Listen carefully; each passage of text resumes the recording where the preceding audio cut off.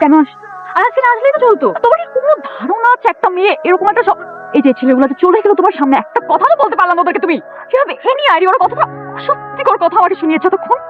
তোমাকে আমার সহ্য হচ্ছে না। আমি গেলাম। সরি, আমি তোমার জ্বর, শরীর পুড়ে যাচ্ছে অনেক, তুমি আমাকে বলবে না?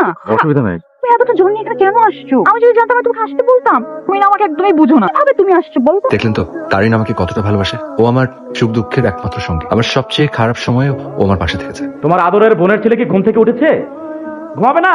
ঘুমাবি তো। সারাদিন ভবঘুরের মতো ঘুরবে, খাবে, দাবে, বিন্দাস করবে, ওর তো কোনো টেনশন নাই। 1.5 বছর হচ্ছে পড়াশোনা শেষ, এবার চাকরি টাকরি দেখ। পাদাইমা যদি হয়ে যায় কেউ, এরকম একটা বেকার আমি কোনোভাবে সহ্য করতে পারছি না। ওর শরীরটা খুব খারাপ, ও শুয়ে আছে, ও শুনতে পাচ্ছে, তুমি একটু চুপ থাকো। আমি তো চাইও শুনো, পরের পর বোঝা হয়ে কিভাবে থাকতে ভালো লাগে কিনা। জ্বর আসছে, বানার কোনো টাইম নাই। আমি গেলাম। অনেক আজকে আমাদের 4th অ্যানিভার্সারি, 8 বছর আগে আজকের দিনে আমাদের দেখা হচ্ছে। Congratulation and thank you. তুমি 4টা বছর ধরে আমার মতো একটা বেকার ছেলেকে সহ্য করে এসছো, এই জন্য থ্যাংক ইউ। মুখের কথা না, 4টা বছর আমার মতো একটা ছেলেকে সহ্য করা কিন্তু অনেক। আজকে আমাকে ট্রিট দিতে হবে, কোরিয়ান। হ্যাঁ, কোরিয়ান ফুড। মানে দুজন খেলে 3-4 হাজার পাঁচ প্লেট। মানে আমার আরে বাবা, আমি তোমার কাছে ট্রিট চেয়েছি, আমি কি বলেছি তোমাকে বিল দিতে? দিল আমি দিচ্ছি, চল। নিজের কাছে না ছোট লাগে।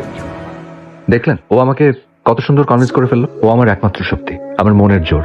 যদিও বিলটা ওই দেবে, শুরু থেকে তাই দিয়ে আসছে।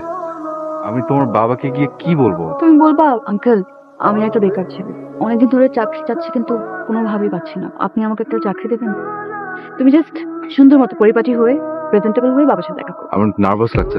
তোমাকে একটা ছোট কাজ দিলেই তোমার নার্ভাস লাগে। তোমার মধ্যে একটা ফুটো কনফিডেন্স কেন যেন আমি বুঝি না। আচ্ছা, তুমি এই যে চাকরির একটা ইস্যু নিয়ে বাবার সাথে মিট করতে এত নার্ভাস হয়ে যাচ্ছ, তুমি জাস্ট আমাকে বলো, তুমি যখন আমার বিয়ে মানে আমাদের বিয়ে নিয়ে বাবার সাথে কথা বলতে যাবে তখন কি হবে? তুমি কি এক্সপেক্ট করছো? তুমি বাবার কাছে যাবা, গিয়ে চুপচাপ বসে থাকবা, তারপর বাবা আমার হাতটা নিয়ে তোমার হাতে দিয়ে দিবে? আমার বাবা মোটেও সহজ একটা মানুষ না, কঠিন। বুঝতে পেরেছো? ওনার সঙ্গে দেখা করতে হবে প্রেজেন্টেবল হয়ে। তোমার পুরো নামটা জানি? অনকান্ড। তুমি আমার কাছে কেন এসেছো? নিশ্চয়ই চাকরির জন্য এসেছো। জি। তোমার সম্পর্কে আমি খোঁজ খবর নিয়েছি, কোথায় থাকো, কি করো। তোমার তো বাবা মা নেই, তুমি খালা খালুর কাছে। আমার খালু সবসময় চিৎকার করে। তুমি একটা বেকার মানুষ। বেকার মানুষ ফ্যামিলির জন্য একটা বোঝা। তোমাকে আমার মোটেই পছন্দ হয়নি। আমি আমার মেয়ের সাথে তোমাকে কোনোভাবেই মানিয়ে নিতে পারছি না। ওর সাথে তোমাকে মানায়, কোনোভাবেই মানায়।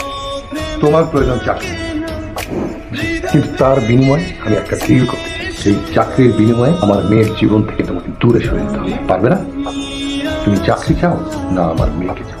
তুমি যদি বলো আমার মেয়েকে চাও, আমার আমি কোনো দিন এটা মেনে নেব। একটু পরে আমার মেয়ে আসবে, এমন কোনো অ্যাটিটিউড করো না তোমার সাথে আমার কি কথা হয়েছে যাতে সে বুঝতে না।